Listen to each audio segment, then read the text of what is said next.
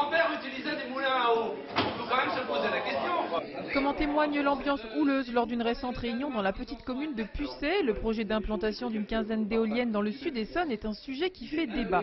17 communes suffisamment venteuses sont potentiellement susceptibles de pouvoir accueillir des éoliennes et font donc l'objet depuis quelques mois de bien des convoitises de la part des 5 porteurs de projets intéressés par notre département. Les associations de défense de l'environnement dénoncent une course à l'éolienne qui repose selon eux sur des motivations financières plus qu'écologiques. D'une part, EDF s'engage à acheter à un bon prix le kilowatt produit par l'énergie éolienne et d'autre part, implanter des éoliennes sur sa commune représente une hausse de la taxe professionnelle et des ventes de terrains non négligeables pour un maire. Chaque petit maire, chaque roitelet essaye d'attirer vers lui ces sociétés et d'implanter sur les délétères agricoles des parcs éoliens. Donc on se retrouverait, on a fait le calcul, on se retrouverait avec des centaines d'éoliennes. Si tous les projets venaient à se développer, venaient à être autorisés dans le sud Essonne, on se retrouverait avec des centaines d'éoliennes entre Méréville, Angerville et Étampes.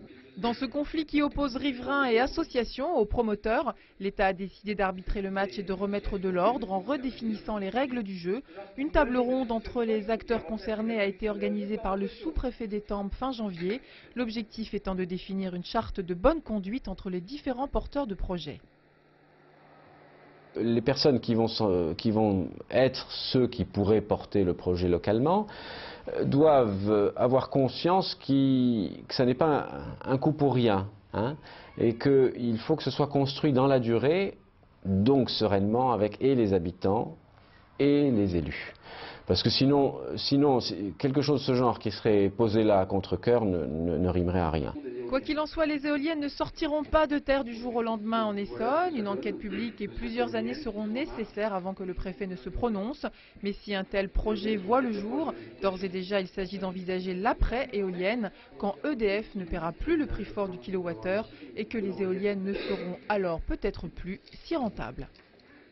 Avec la confrontation d'échelle avec une ferme, en fait.